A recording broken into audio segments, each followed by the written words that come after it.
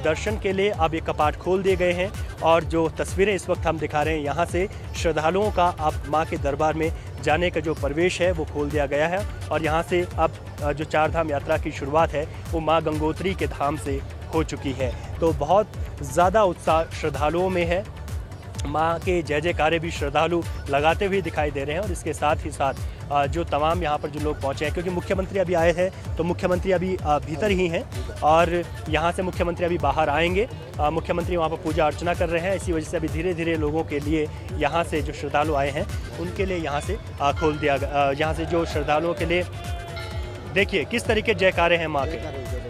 और मुख्यमंत्री पुष्कर सिंह धामी बाहर आ रहे हैं, निशान हमारे सहयोगी दिखा रहे हैं जो तस्वीरें हैं। मुख्यमंत्री यहाँ से जो बाहर आने का जो रास्ता है वहाँ से बाहर आए हैं और मुख्यमंत्री हैं, मुख्यमंत्री के साथ में उनकी धर्मपत्नी भी मौजूद हैं और मुख्यमंत्री दर्शन करने के बाद आए हैं और यहाँ पर जो तमाम लोग हैं उनसे वो बातचीत भी करेंगे। मीडिया कर्मी भी मौजूद हैं, उनसे बातचीत करेंगे क्योंकि मुख्यमंत्री के पास इस बार बड़ी जिम्मेदारी भी है क्योंकि चार धाम यात्रा की शुरुआत हो गई है। रिकॉर्ड श्रद्धालु आएंगे, तमाम व्यवस्थाएं करनी हैं, तमाम व्यवस्थाएं देखनी हैं और उत्तराखंड में उपचुनाव भी देखना है। तो उपचुनाव के रण के लिए भी तारीख तय है और ऐसे में चार धाम यात्रा भी अब इस बार रिकॉर्ड होने वाली है। तो मुख्यमंत्री के कंधों पर ज़्यादा बोझ है और उस बोझ को मुख्यमंत्री मुस्कुराहट के साथ जो है निभाते हुए भी दिखाई देंगे। तो यहाँ पर पुलिस के मुखिया डीजीपी अशोक कुमार भी मौजूद हैं, मुख्यमंत्री पुष्कर सिंह धामी मौजूद हैं। यहाँ गंगोत्री के जो विधायक हैं सुरेश चौहान वो भी यहाँ पर मौजूद हैं और दर्शन कर चुके हैं मुख्यमंत्री। उसके बाद दर्शन करके वो बाहर आए हैं और यहाँ पर जो देव डोलियाँ हैं उनके भी तस्वीरें आप देख सकते हैं और उन तस्वीरों में क्योंकि जो यहाँ की देव डोलियाँ हैं वो माँ के दर पर अंदर गई थी और उन्होंने माँ का यहाँ पर स्वागत भी किया और हमारे सहयोगी दिग्वीर भी लगातार जानकारी दे रहे हैं। जी दिग्वीर।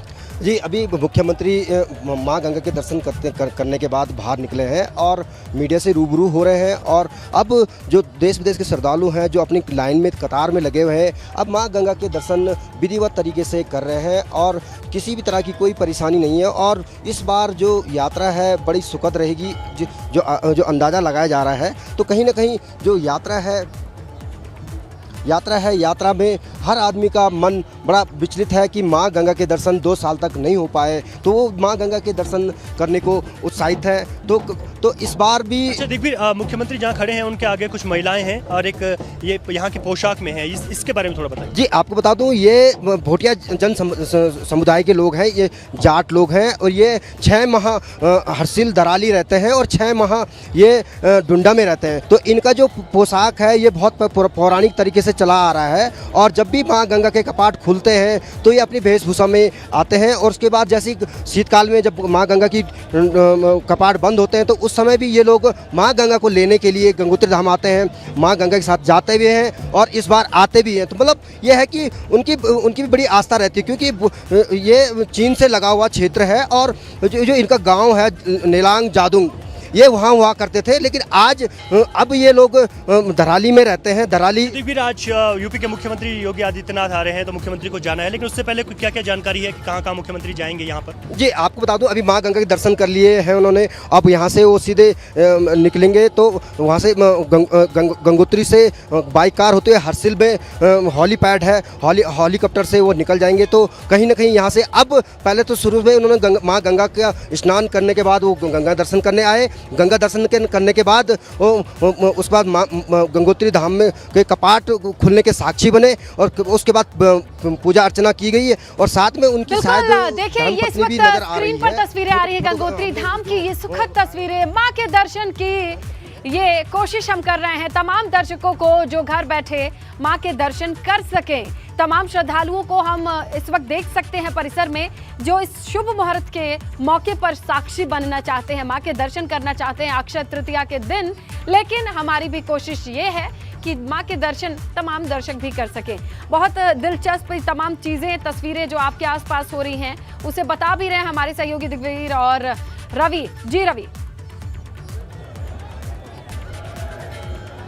बिल्कुल स्नेहिता, बहुत खूबसूरत तस्वीरें हैं। मुख्यमंत्री मां गंगा का आशीर्वाद ले चुके हैं और उसके बाद मुख्यमंत्री अभी सामने गए हैं और मुख्यमंत्री यहाँ पर जो वेदांता जो गंगोत्री के जहाँ पर जो तमाम तीर्थ पुरोहित जहाँ पर रहते हैं वहाँ पर वो गए हैं, उनके साथ भी मुलाकात करेंगे। और जो अब इस वक्त की जो तस्वीरें जो बहुत महत्वपूर्ण हो जाती हैं वो तस्वीरें हैं जो यहाँ पर जो श्रद्धालु हैं उनके दर्शन करने की। देखिए कितनी ज़्यादा भीड़ है और बहुत टफ है बहुत की व्यवस्था बनाना भी, क्योंकि तमाम पुलिस फोर्स को भी तैनात किया गया है यहाँ पर। कुछ पहले लाइनें लगाई गई थी लेकिन बहुत लंबे समय से जो है इंतज़ार कर रहे थे श्रद्धालु। और देखिए किस तरीके से जमावड़ा लग गया है श्रद्धालुओं का जो माँ का आशीर्वाद लेंगे।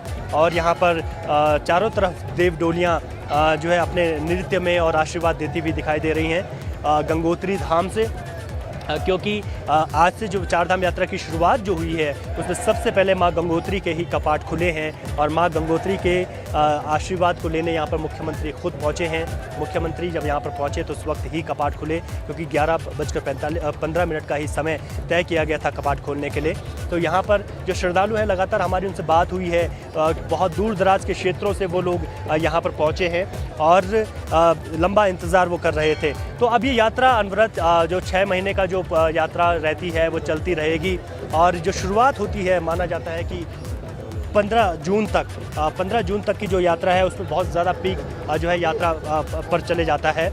और उसके बाद ही जब यात्रा आगे बढ़ती है तो फिर कुछ एक मानसून सीज़न आता है, उस वक्त थोड़ा सा बाधित होती है। लेकिन इस बार सरकार की ये पूरी कोशिश भी रहेगी कि किसी तरीके की बाधा यात्रा में ना आए और जो रिकॉर्ड श्रद्धालु है वो यहाँ पर पहुँचे। हालांकि अभी पहले कुछ दिनों के लिए व्यवस्था सरकार ने बनाई कि बद्रीनाथ धाम में 15,000 यात्री एक दिन में दर्शन कर सकेंगे, केदारनाथ जी में 12,000, जहाँ पर मैं इस वक्त मौजूद हूँ यहाँ पर 7,000 और माँ यमुनोत्री में 4,000। तो इसको लेकर भी चाहे तीर्थ पुरोहित हों श्रद्धालु हों वो भी ये चाहते हैं कि संख्या को सीमित न रखकर पूरी तरीके से खोल दिया जाए। लेकिन इसके पीछे कई वजह हैं, कोविड का संक्रमण भी एक वजह है। बहुत ज़्यादा श्रद्धालु अगर धामों में आ जाएंगे तो पर्यावरण की दृष्टि से भी एक वजह मानी गई है। लोगों के रुकने की जो व्यवस्थाएं हैं अगर वो नहीं होंगी तो जो यात्रा है उसमें जो श्रद्धालुओं को दिक्कतें होंगी, ये भी एक वजह है। तो इसी को सोचकर अभी सरकार का ये निर्णय है। हालांकि जब आने वाला जो समय है उसमें सरकार अपने निर्णय को किस तरीके से लेती है ये एक देखने वाली बात होगी।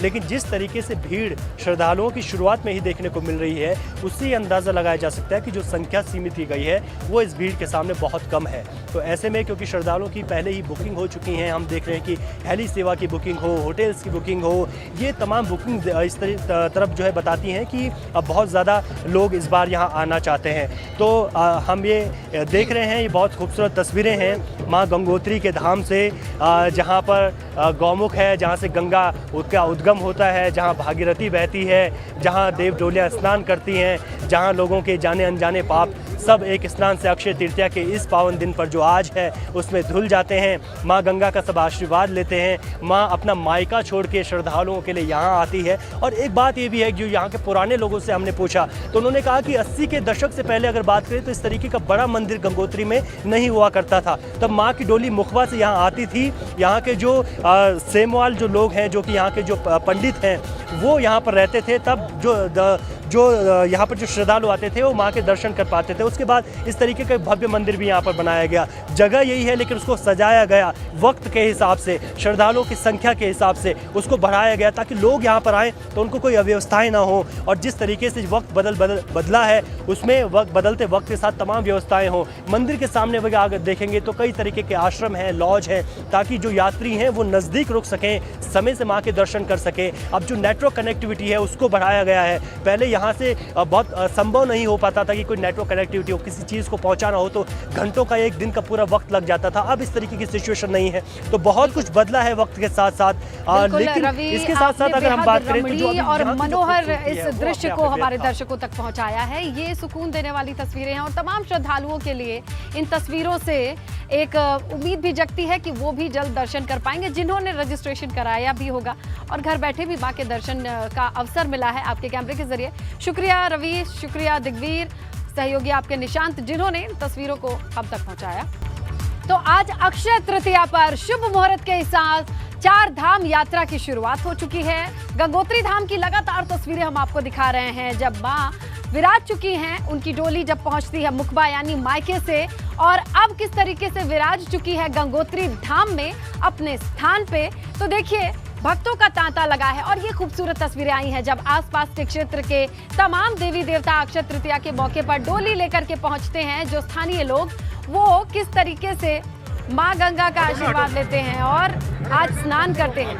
दो तस्वीरें, एक तो मां के दर्शन आप कर सकते हैं, दूसरी तस्वीरों में आप देखिए किस तरीके से तमाम श्रद्धालुओं का तांता लगा हुआ है। वो श्रद्धालु हैं जिन्होंने पहले दिन ही रजिस्ट्रेशन कराकर परिसर में इस पूरे शुभ मुहूर्त पर साक्षी बनने के लिए अपनी मौजूदगी दर्ज कराई है। संभल से बड़ी खबर है जहां एक ही समुदाय के दो पक्षों में भिड़ंत हुई है। दोनों तरफ से जमकर गोलियां चली हैं, ये खबर आ रही है। बच्चे समेत 4 लोग गंभीर रूप से घायल हुए हैं। घायलों को जिला अस्पताल भर्ती कराया गया है। एक ही समुदाय के दो पक्षों के बीच भिड़ंत की तस्वीरें हैं आपके सामने, जहां दोनों तरफ से जमकर गोलियां चली हैं। एक बच्चा भी शामिल है जिसे गोली लगी है। 4 गंभीर रूप से घायल बताए जा रहे हैं। इन्हें अस्पताल भर्ती कराया गया है।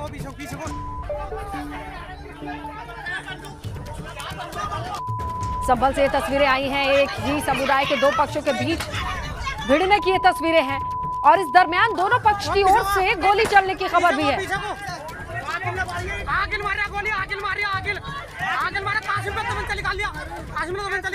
ज्यादा जानकारी सहयोगी उबैदुर रहमान से लेते हैं। उबैदुर, साफ दिखाई भी दे रहा है, सुनाई दे रहा है कि ये लोग गोली मारने का जिक्र कर रहे हैं। घायलों की स्थिति क्या है, ये पूरा मामला क्या है? देखिए, इसमें लता मैं आपको बताऊं कि ये असमोली थाना इलाका है संभल का। वहां पर एक जमीनी विवाद चल रहा था दो पक्षों में। एक पक्ष पूर्व प्रधान है, दूसरा पक्ष और जो पूर्व प्रधान का पक्ष है, दोनों ईद की नमाज के बाद जब आमने सामने आए तो उसके बाद दोनों में झड़प हो गई और इस हद तक झड़प हुई है कि दोनों तरफ से फायरिंग हुई है अवैध हथियारों से और पथराव हुआ है, लाठी डंडे चले हैं, जैसा कि आप तस्वीरों में देख सकते हैं। 5-6 लोग घायल हुए हैं, इसमें कुछ बच्चे भी हैं। जिन लोगों को गोली लगी है, जिनकी हालत गंभीर है, उनको जो संभल का जिला अस्पताल है वहाँ ले जाया गया था पहले, लेकिन उनकी हालत जो है गंभीर देखते हुए डॉक्टरों ने उनको हायर सेंटर के लिए मुरादाबाद रेफर कर दिया है।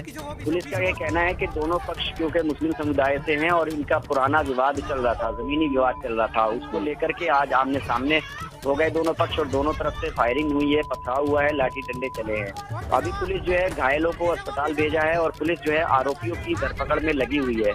जो गांव के लोग हैं उनमें दहशत का माहौल पैदा हो गया क्योंकि दोनों तरफ से काफी देर तक जो है पथराव हुआ है, फायरिंग हुई है, लाठी डंडे चले हैं दोनों पक्षों में। बिल्कुल उबैदुर, शुक्रिया तमाम जानकारी के लिए। तो देखिए, जमीनी विवाद बताया जा रहा है दोनों पक्षों के बीच, जहां ईद की नमाज के बाद आमने सामने आए तो इस तरीके की तस्वीरें सामने आई हैं और बड़ी जानकारी ये है कि 4 लोग घायल हुए।